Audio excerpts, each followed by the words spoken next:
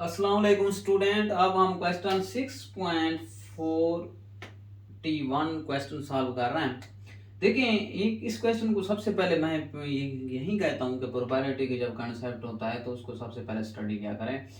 एक purse contains the एक purse contain the 2 silver and 4 copper coins.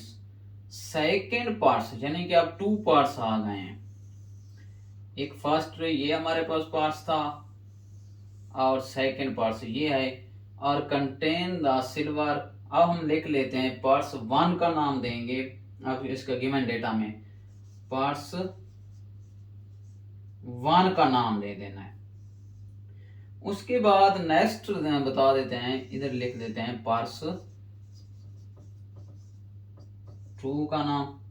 अब data किस तरह लिखना है स्टूडेंट, देखें हमारे पास पार्ट्स 1 में जो कंटेन कर रहा है यानी कि 2 सिल्वर, ये क्या है हमारे पास, आगे भी पढ़ लेते हैं। हमारे पास 3 यानी कि 4 सिल्वर एंड 3 कॉपर क्वाइंस है, यानी कि हमारे पास सिल्वर क्वाइन है।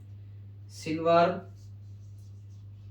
सिल्वर क्वाइंस इक्वल टू कितने हैं, 2 आए तो 2 लिख देते हैं।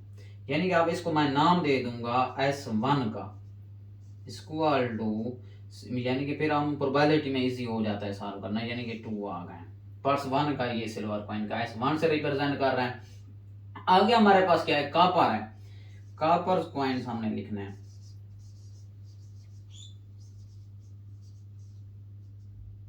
कॉपर C से रिप्रेजेंट करेंगे, C1 से नाम देंगे। C1 इज इक्वल टू हमारे पास आ रहे हैं 4।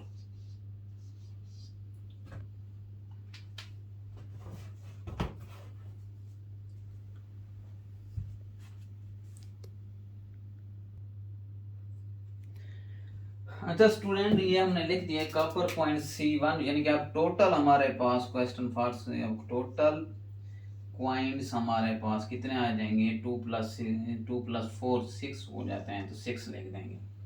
ये हमारे पास टोटल क्वाइंस हो गए। अब हम आ जाते हैं सेकंड पार्ट्स पे। कितने सिल्वर क्वाइंस हैं, 4 सिल्वर क्वाइंस हैं। सिल्वर क्वाइंस, अब इसको S2 का नाम लिखूंगा क्योंकि सेकंड पार्ट्स है। S2 इक्वल टू 4 है हमारे पास। उसमें हम आ जाते हैं कॉपर क्वाइंस, C2 का नाम दूंगा इक्वल टू कितने हमारे पास कॉपर 3 हैं, तो 3 लिख देता हूं।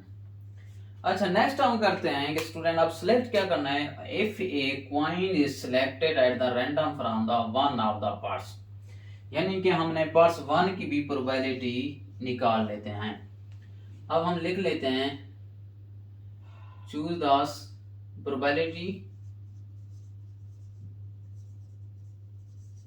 प्रोबेबिलिटी ऑफ सिल्वर 1 की फाइंड कर लेते हैं। प्रोबेबिलिटी ऑफ एस, अभी इसमें इन कंडीशन में आ जाते हैं, लेकिन एक इसमें ये है कि प्रोबेबिलिटी ऑफ 1 कर लेंगे।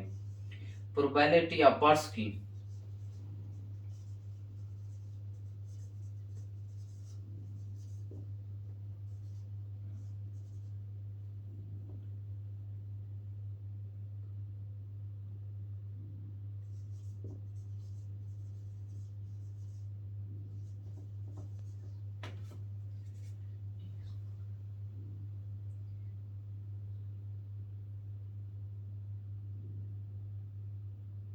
each selected random।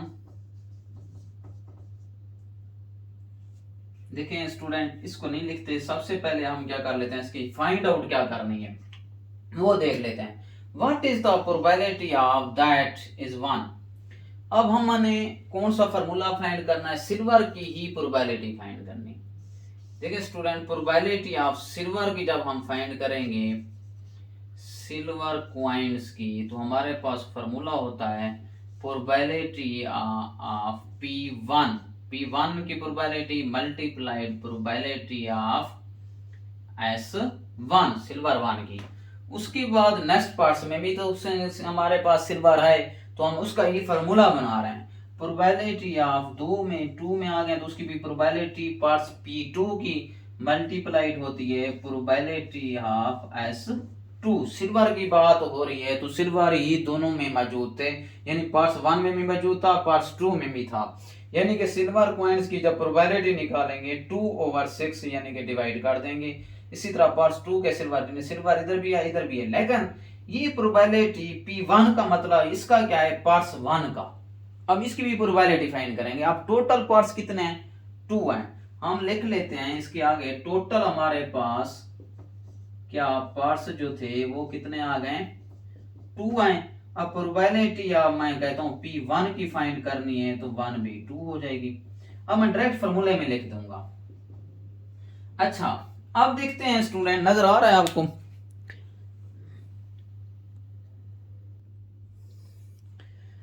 अच्छा ये तो हमने पैटर्न बना दिया है प्रोबेबिलिटी ऑफ सिल्वर कॉइन्स की। अब इसका क्या करेंगे, प्रोबेबिलिटी ऑफ P1।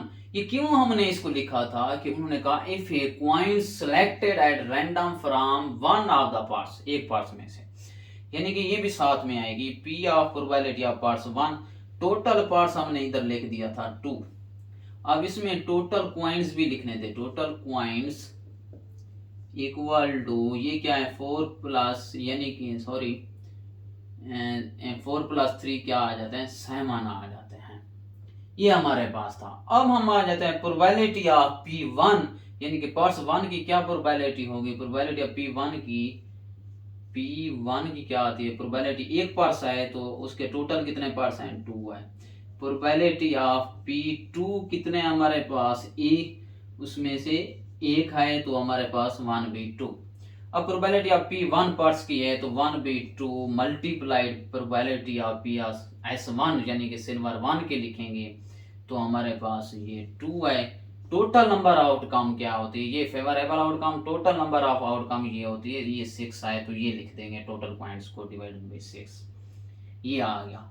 अब प्रोबेबिलिटी ऑफ P2 हमारे पास 1/2 है मल्टीप्लाइड प्रोबेबिलिटी ऑफ S2 इधर देखेंगे पास 2 में यानी कि 4 डिवाइडेड बाय क्या लिखेंगे 7।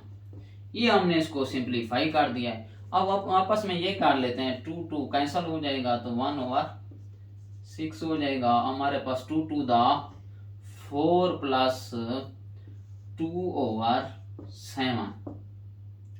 अब हमने इसका एलसीएम निकालना होता है 6 और 7 का। अब डिफरेंस नंबर है इवन और ऑड, हम इसको आपस में मल्टीप्लाइड कर सकते हैं तो वो हमारे पास एलसीएम आ जाएगा।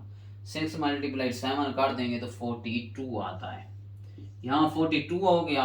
अब हम क्या करेंगे, इसको 7 1 7 + 6 2 12 इक्वल टू इसके साथ हम ऐड करेंगे 19 हो जाएगा। 12 + 7 19 डिवाइडेड बाई 42। अब हमने क्या कर दिया है, सिल्वर कॉइन्स फाइंड आउट कर लिया है। जब इस तरह से क्वेश्चन है हमने इस तरह से सॉल्व करना है। अभी मैं इसका कंसेप्ट सेकंड कॉपर पे लगाता हूँ, यही वाला कंसेप्ट लगाएंगे, कॉपर को सॉल्व आउट करेंगे।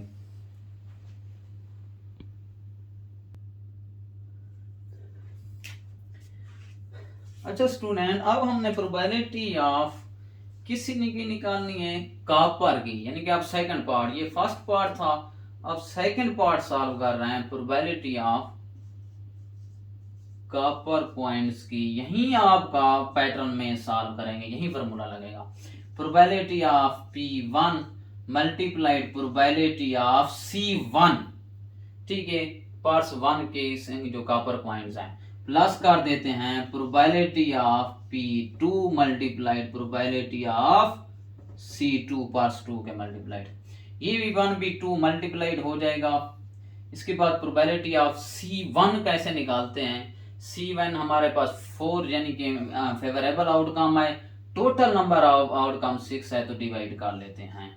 उसके बाद प्रोबेबिलिटी ऑफ P2 किधर है, ये हमारे पास 1/2 है, और प्रोबेबिलिटी ऑफ C2 यानी कि 3 डिवाइडेड बाई 7, ठीक है, 3 डिवाइडेड बाई 7 आ जाएगा। अब क्या कर लेते हैं, 2 टू द 4 2 1 द 2 2 3 द 6 यानी कि 1/3 यहाँ पर आ जाता है। अब 3 1 द 3 डिवाइडेड बाई 2 7 द 14। अब यहाँ पर देखें स्टूडेंट, 14 हमारे पास, इन दोनों का एलसीएम निकाल लेंगे। डिफरेंस है इवन और ऑड इनको आपस में मल्टीप्लाइड कर लेते हैं, कैलकुलेटर पे मल्टीप्लाइड कर लेते हैं। 14 मल्टीप्लाइड क्या कर देंगे 342, इसका भी 42 आ जाता है। अब 41 हमारे पास 14 प्लस 3 को मल्टीप्लाइड करेंगे 3 3 दा 9। अब हम क्या करेंगे 14 प्लस 9 ऐड कर लेते हैं 23 ओवर 42 लिख लेते हैं। अगर हमारे पास डिवाइड होता है तो 42 डिवाइड बाई 23 कोई भी नहीं आंसर आता, तो हमारे पास यही आंसर है, पॉइंट्स में आ रहा है। ठीक है, आपने कॉपर कॉइन्स कैसे, प्रोबेबिलिटी ऑफ कॉपर कॉइन्स कैसे फाइंड कर सकते हैं सिल्वर की, कब, जब हमारे पास selected at random from one of the parts में से एक कॉइन हमने जब सेलेक्ट करना हो, तो फिर हम क्या करते हैं अलग अलग प्रोबेबिलिटी निकाल लेते हैं। प्रोबेबिलिटी ऑफ पार्ट्स 1 की, प्रोबेबिलिटी ऑफ पार्ट्स 2 की, यानी कि P1 फर्स्ट पार्ट्स है, P2 सेकंड पार्ट्स है। ये लाजमी इसके साथ मल्टीप्लिकेशन में लगाएंगे। ये आपका क्वेश्चन सॉल्व हो गया, यानी कि 6.41 हमने क्वेश्चन सॉल्व कर लिए। अभी हम 6.42 क्वेश्चन सॉल्व करते हैं।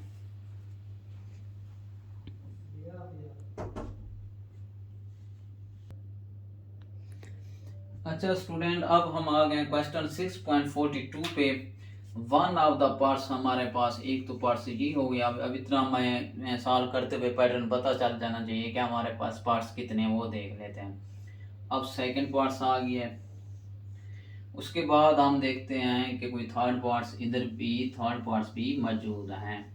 अब हम क्या नाम लेंगे पार्ट्स 1 का, पार्ट्स 1, उसके बाद एक लाइन ड्रा कर लेते हैं पार्ट्स 2, उसके बाद पार्ट्स 3। देखिए स्टूडेंट, पार्ट्स 1 में हमारे पास कौन से क्वाइन हैं, एक सवेरियन क्वाइंस हमारे पास मौजूद हैं। क्वाइंस हमें कैसे पता चला, ये लिखा हुआ है क्वाइन, यानी कि ये क्वाइंस हैं, सवेरियन क्वाइंस हम लिख लेते हैं।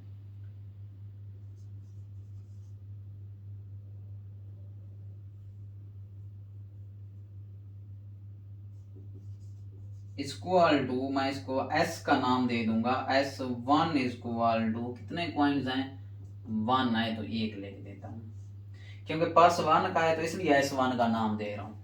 इसके बाद नेक्स्ट हमारे पास शिलिंग्स क्वाइंस हैं,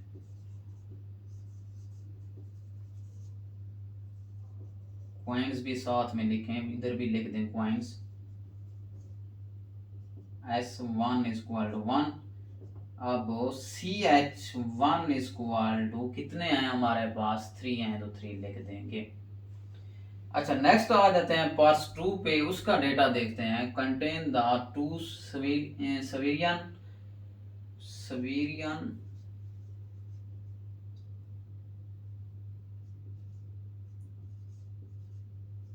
क्वाइंस इक्वल टू S2 का नाम देंगे, कितने हैं तो हमारे पास 2 हैं तो 2 लिख देते हैं। नेक्स्ट आ जाते हैं शिलिंग क्वाइंस, हमारे पास कौन सा पार्ट है 2 है तो SH2 का नाम दे देंगे, कितने हमारे पास थे 4 हैं तो 4 लिख देते हैं, ये 2 भी हो गया। अब हम आते हैं थर्ड पार्ट्स पे। थर्ड पार्ट्स पे कंटेन द 3 हमारे पास ये आ गए, इसको लिख लेते हैं सवेरियन क्वाइंस इक्वल टू, अब S3 कितने हमारे पास 3 हैं तो 3 लिख देंगे। अच्छा shillings coins SH3 equal to 1। अच्छा अब देखें स्टूडेंट, अब इसके टोटल निकाल लेते हैं। टोटल क्वाइंस हमारे पास कितने हैं, 1 प्लस 3 क्या आ जाएंगे 4। इसके टोटल क्वाइंस 2 प्लस 4 6 हो जाएगा। इसके कितने हो जाएंगे टोटल क्वाइंस, 3 प्लस 1 क्या आ जाता है 4 आ जाते हैं। अच्छा ईच ऑफ द प्रोबेबिलिटी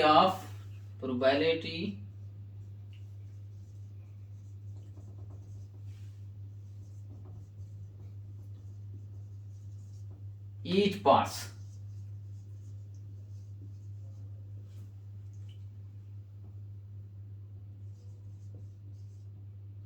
नजर आ रहा है आप सबको?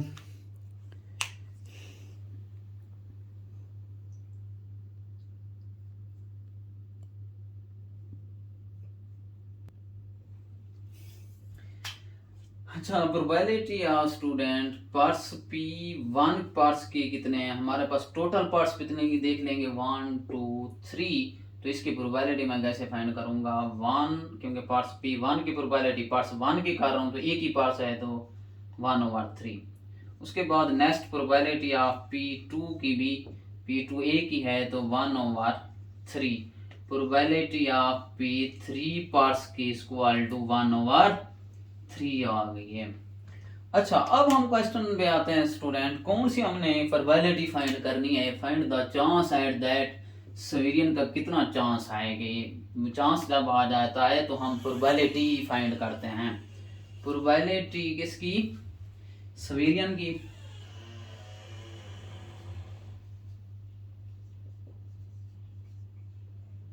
Equal to probability of P1 parts की मल्टीप्लाइड प्रोबेबिलिटी ऑफ सवेरियन यानी कि S1 plus probability of P, क्योंकि सवेरियन इस पार्ट्स 2 में भी मौजूद है, P2 पार्ट्स लिख देंगे मल्टीप्लाइड प्रोबेबिलिटी ऑफ S2 सवेरियन 2। उसके बाद probability of parts P3 multiplied probability of S3 की। अब मैं स्टूडेंट वैल्यूज पुट कर लेता हूँ। प्रोबेबिलिटी ऑफ P1 की वैल्यूज हमारे पास कौन सी आ गई, प्रोबेबिलिटी ऑफ P1 की ये पार्ट्स 1 की 1/3 मल्टीप्लाइड प्रोबेबिलिटी ऑफ S1 की सवेरियन कितने हैं, अब इसकी बनाते जाएंगे। 1 है तो 1 ओवर टोटल आउटकम क्या है 1 प्लस यानी कि ये है टोटल पॉइंट 1/4। नेक्स्ट हम लिखेंगे प्रोबेबिलिटी ऑफ P2 वो भी 1/3 है multiplied probability of P of S2 यानी कि सवेरियन 2 में देखेंगे कितना है 2 है और 2 डिवाइडेड भी क्या करूंगा टोटल आउटकम 6 कर दूंगा हूँ। उसके बाद प्लस लिखता हूँ। उसके बाद प्रोबेबिलिटी ऑफ P3 की प्रोबेबिलिटी भी 1/3 है multiplied probability of P of S3 यानी कि S3 की प्रोबेबिलिटी 3 है तो 3 डिवाइडेड बाय टोटल आउटकम, ये टोटल पॉइंट हमारे पास क्या है 4 आए, तो ये हमने सॉल्व कर लिया। 1 1 द 3 4 द 12 प्लस 2 1 द 2 3 द 6, 1 मल्टीप्लाइड हो जाएगा 1 1 मल्टीप्लाइड हुआ 1, 3 3 मल्टीप्लाइड हुआ 9 और 3 3 कैंसल प्लस 1/4। अब इसका हम एलसीएम निकालेंगे। वो एलसीएम कैसे स्टूडेंट निकालते हैं, आप लिख लें 4 स्मॉल नंबर है, उसके बाद 9 है, उसके बाद क्या है 12 है। अब देखें 2 से करूंगा 2 2 द 4, 9 सेम रहेगा, 2 6 द 12, फिर 2 से करूंगा 2 1 द 2, 9 2 3 द 6, उसके बाद 3 1 वैसे 3 3 द 9 3 1 द 3 3 1 द 3 आ जाएगा। 3 3 द हमारे पास क्या आ जाता है 9 9 टू द 18, 18 टू द हमारे पास 36 आ जाता है यानी कि 36 आपके पास एलसीएम आ जाएगा।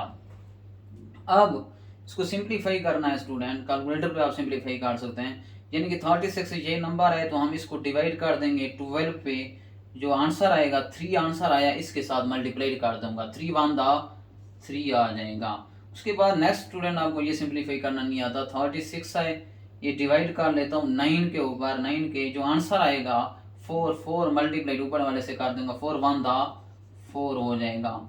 अब मैं क्या करता हूँ 36 ये वाला नंबर डिवाइड कर लेता हूँ 4 तो 9 आया, 9 को ऊपर वाले से मल्टीप्लाई कर दूंगा 9 इधर आ जाएगा। अच्छा देखें स्टूडेंट, अब इन सारे तीनों को ऐड कर लेते हैं 3 + 4 + 9 16/36। अब हम इसको फिर भी क्रॉस कर सकते हैं, आपका कैलकुलेटर सिंप्लीफाई कर देगा 2 8 द 16 और 4 के पर कर लेते हैं 4 4 द 16 4 9 द 36 हमारे पास आ जाता है 4/9। इसका हमारे पास प्रोबेबिलिटी एसोसिएशन कितनी आ जाती है 4/9। हमने क्वेश्चन 6.42 कंप्लीट किया। अभी हम नेक्स्ट क्वेश्चन के ऊपर आते हैं, 6.43 सॉल्व करते हैं।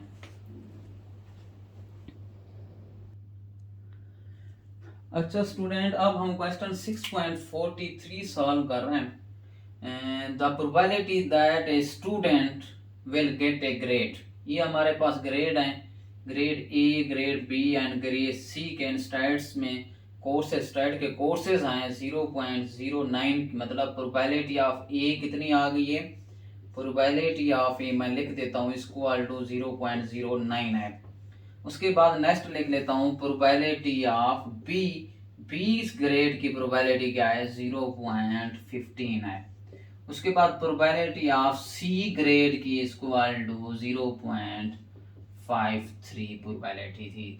हमें गिवन थी the probability of student get the grade A, probability of A grade की हमारे पास है 0.09, प्रोबेबिलिटी ऑफ बी ग्रेड की है हमारे पास 0.15, प्रोबेबिलिटी ऑफ सी ग्रेड की हमारे पास 0.53। उधर डेटा में लिखने की जरूरत नहीं है क्योंकि इधर एक्सप्लेन किया हुआ है।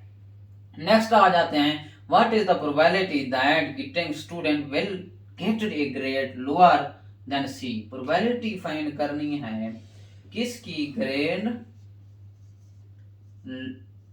लोअर देन सी, यानी कि सी ग्रेड की हमने जो प्रोबेबिलिटी फाइंड करनी है। तो इस प्रोबेबिलिटी को कैसे फाइंड आउट कर सकते हैं, जो लोअर देन सी ग्रेड है उससे कम ग्रेड की प्रोबेबिलिटी कैसे फाइंड करेंगे।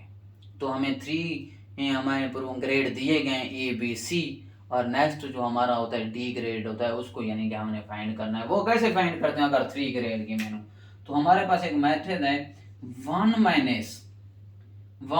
में से माइनस कर देंगे प्रोबेबिलिटी, यानी कि इसमें से प्रोबेबिलिटी ऑफ ए प्लस कर देंगे probability of B, probability of C. ये एक आपके पास एक फार्मूला है, इसको इंप्लीमेंट करें और सॉल्व कर लें। जो भी हो, किसी का एक ग्रेड फाइंड करना हो तो उन दोनों को, तीनों को आपस में ऐड करके ये निकाल सकते हैं। अच्छा, 1 माइनस प्रोबेबिलिटी ऑफ ए कितनी वैल्यूज थी हमारे पास, हमने लिख दी थी 0.09। प्रोबेबिलिटी ऑफ बी भी हमारे पास गिवन थी 0.15 है, यानी कि इधर भी गिवन है 0.15। प्रोबेबिलिटी ऑफ सी गिवन थी 0. हमारे पास 5 और 3 इधर भी गिवन है। अब हम क्या करते हैं, कैलकुलेटर पे इसको सारों को ऐड कर लेते हैं, फिर वहां लास्ट में जाकर हम माइनस कर लेंगे। लेकिन स्टूडेंट अब मैं क्या करता हूँ 0.09 प्लस 0.15 ऐड कर लेता हूँ, उसके बाद 0.5 और 3, इसका आंसर आता है 0.77। अब 1 माइनस कर देता हूँ, 1 में से मैं क्या कर लेता हूँ -1 में से करेंगे तो हमारे पास 0.23 आंसर आता है, यानी कि यही हमारे पास इसका ग्रेड लोअर देन सी की प्रोबेबिलिटी थी। अच्छा स्टूडेंट, ये क्वेश्चन कंप्लीट हुआ है। अब हम क्वेश्चन 6.44 क्वेश्चन सॉल्व करने वाले हैं अभी। अच्छा स्टूडेंट, क्वेश्चन 6.44 सॉल्व कर रहे हैं। 3 कॉइन्स और टॉस किए गए हैं, what is the probability getting at least 1 head. मैंने आपको पहले भी कहा था जब कॉइन्स का वर्ड्स आ जाता है तो हम क्या करते हैं, हम सिंपल स्पेस फाइंड करते हैं। अब 3 कॉइन की सिंपल स्पेस कैसे बनानी है वो आज ट्रिक्स भी सीखने, इस क्वेश्चन को भी सॉल्व कर लें। देखें, अब फर्स्ट जो हमारे पास कॉइन्स होता है हेड और टेल होता है, दूसरा अब टास्क या हेड और टेल आ गया। पहले हम इस दोनों की सिंपल स्पेस बनाएंगे, पहले हम इन दोनों की, फिर उसके बाद थर्ड की जाग करते हैं। यानी कि हेड और हेड आ जाता है, ये इसके साथ भी पैटर्न बनाएगा, इसके साथ भी, ये फिर इसके साथ, फिर इसके साथ। अब हेड हो गया, उसके बाद हेड और टेल आ गया है, उसके बाद नेक्स्ट ये टेल हेड, और उसके बाद टेल और टेल आ गया। ये हमने किसकी सिंपल स्पेस फाइंड कर ली, यानी कि 2 कॉइन्स की, यानी 2 दफा कॉइन जो मुझे टास्क किया है। थर्ड टाइम कैसे होगा, अब मैं यहाँ पर लिख देता हूँ हेड और टेल। अब मैं यहाँ पर क्या कर लेता हूँ, इधर सिंपल स्पेस भी लिख देता हूँ। 3 पॉइंट्स की हमें सिंपल स्पेस फाइंड करनी थी। अब ये इसके साथ पैटर्न जाएगा, इसके साथ जाएगा, ये भी इधर जाएगा इसके साथ, सॉरी ये इसके पास, यानी कि इधर भी इसके साथ हमें बनाएगा, फिर इसके साथ, और ये फिर भी इधर इसके साथ। अब क्या करेंगे, ये दोनों इन इसके साथ बनाएंगे, हेड हेड और हेड हो जाएगा। फिर कॉमा डालूंगा, उसके बाद हेड हेड और टेल। मैं ऐसा कर लेता हूँ इसको, फिलहाल ऐसे कर लेते हैं, हेड और टेल के साथ। इसका काम ये हो गया कि भाई ये अब इसके साथ बना के इसके साथ बनाएगा, हेड हेड हेड और टेल हो गया। इसने मतलब ये सिंपल स्पेस बना ली है, इसके बाद पैटर्न बना लिया इसने। अब ये पैटर्न बनाएगा, आप इस पैटर्न को ऐसे सॉल्व करेंगे। अब हेड हेड करेंगे, हेड टेल, ये खुद आ गया, इसके साथ क्या बनाएगा, हेड में साथ बना रहा है, फिर कॉमा लगा गए, फिर हेड, इसके बाद टेल टेल हो जाएगा, इसके साथ बना लिया। इसने भी पैटर्न सेकंड ने भी सॉल्व कर लिया। मैं इधर जगह नहीं है, इधर फिर कर लेता हूँ, फिर इन दोनों का लिख लेते हैं, ठीक है। अब ये इसके साथ भी बनाएगा, और टेल हेड ये खुद भी आएगा, टेल हेड हो गया। उसके बाद ये किसके साथ बना रहा है, हेड के साथ बना रहा है, फिर कामा, और फिर दोबारा यही खुद टेल हेड, फिर इसके साथ टेल, फिर उसके बाद ये सेलेक्ट हो गया। अब इसने सिंबल इसके साथ पैटर्न बना लिया है। अब ये इसके साथ दोनों के साथ पैटर्न बना लेगा, देखें। और ये टेल टेल तो खुद आए, ये किसके साथ, हेड के साथ बना रहा है। उसके बाद क्या आ रहा है, टेल, तीनों टेल आ गए, यानी कि ये दो टेल ये खुद इसके साथ बना गए। तो देखें स्टूडेंट, अब हमने इसकी सिंपल स्पेस इस पैटर्न से बनाते हैं। तो मैं कोशिश करता हूँ इनको सारे से अरेंजमेंट कर लेता हूँ, इसको सारा इधर लिख लेता हूँ, tail head head tail head और टेल, उसके बाद टेल टेल हैंड, उसके बाद हमारे पास आ गया टेल टेल, ये हो गया। ये मैंने इस तरह से पैटर्न, ये सिंपल स्पेस बनानी होती है, ठीक है स्टूडेंट। 1 2 3 4 5 6 7 8, यानी कि एन ऑफ एस हमारे पास कितने आ गए, 8 आ गए हैं। ओके, अब प्रोबेबिलिटी हमने किसकी फाइंड करनी है स्टूडेंट, प्रोबेबिलिटी हमने फाइंड करनी है कि पहले एट लीस्ट वन हेड की। एट लीस्ट का मतलब होता है कम इज कम, कि एक हेड होना जरूरी है, बाकी उससे ज्यादा हो सकते हैं, मतलब हेड उससे ज्यादा हो लेकिन एक लाजमी होना है, जरूरी है हेड का। हम देख लेते हैं कि यहाँ हेड मौजूद है, एक तो ये हो गया, इधर भी मौजूद है, एक से ज्यादा हेड हो सकते हैं, ये भी है, ये भी है हमारे पास, ये भी है, ये भी हमारे पास आ गई है, तो इधर भी आए, इधर नहीं लिखेंगे, यानी कि नंबर ऑफ फेवरेबल आउटकम हमारे पास कितना होगी, नंबर ऑफ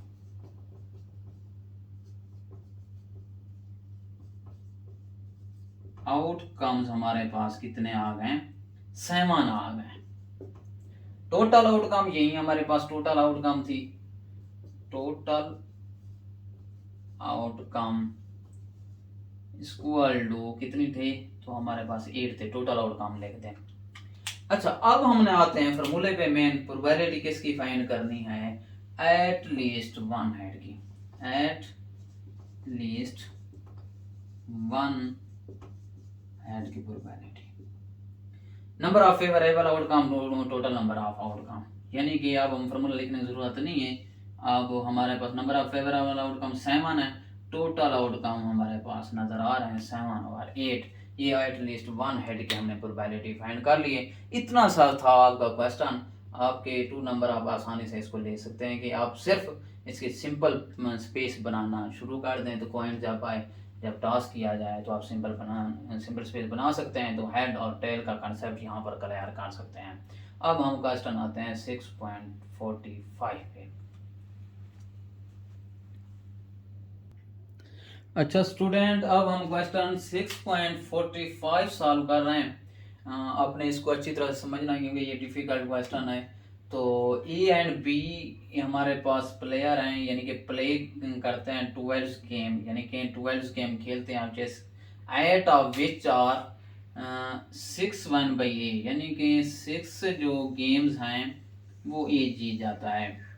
एंड 4 यानी कि 4 वन कर जाता है बी प्लेयर।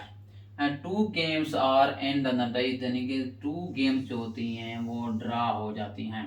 तो हमें यहाँ पर क्लियर हुआ, they are agree to play at a tournament consisting of 3 games, find the probability. किसकी प्रोबेबिलिटी फाइंड करनी है? A wins all of 3 games, यानी कि ए जो है की टीम है, यानी कि प्लेयर हैं, वो क्या कर लेते हैं? 3 गेम्स जीत जाते हैं। अब हम इसकी, क्योंकि फर्स्ट पार्ट मैंने लिखा जगह नहीं थी, लेकिन अभी हम क्या करते हैं, इसका गिवन डेटा लिखते हैं। गेम, टोटल गेम, सबसे पहले टोटल गेम लिख देते हैं। प्लेन इक्वल टू कितना हो गया? टोटल 12 था, तो 12 गेम प्ले की गई। अच्छा, उसमें क्या करते हैं? ए वन बाई ई, अच्छा 1 बाई गेम,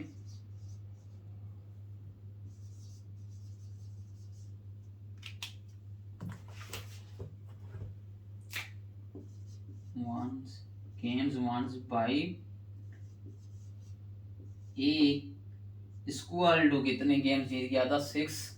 अब इसकी प्रोबेबिलिटी अगर हम फाइंड कर लें तो P of A equal to favourable outcome 6 हो जाएगी, 6/12, 6 1 द 6 2 द 12, 1/2 आ जाएगी। इसी तरह गेम्स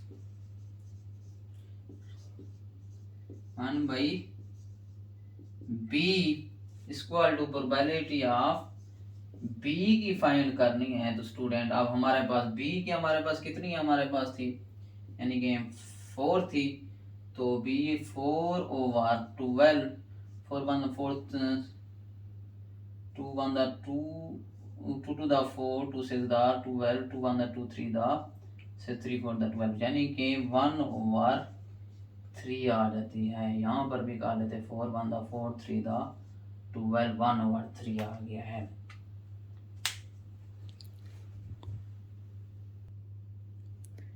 अच्छा, गेम्स हमारे पास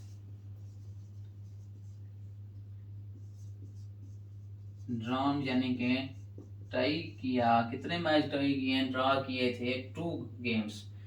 2 प्रोबेबिलिटी ऑफ टाई कितनी हो जाएगी? इक्वल टू, यानी कि टी लिख देते हैं यहाँ पर, टी इक्वल टू 2/12, 2 1 द 2 6 द 12, 1/6 इसकी प्रोबेबिलिटी आ गई है। अच्छा स्टूडेंट, हम इसका फर्स्ट पार्ट सॉल्व करते हैं। इसकी अब हमने सारा क्लियर कर लिया है, तो हमने कंसिस्टिंग एग्री कर गए टूर्नामेंट ऑफ 3 कंसिस्टिंग गेम्स के ऊपर। ये थोड़ा सा हम इसको रहने देते हैं, उसके बाद हम यहाँ पर आते हैं इसको कहाँ पर अप्लाई करना है। Find the probability of, find कर लेते हैं इवन ऑल 3 गेम्स के ऊपर।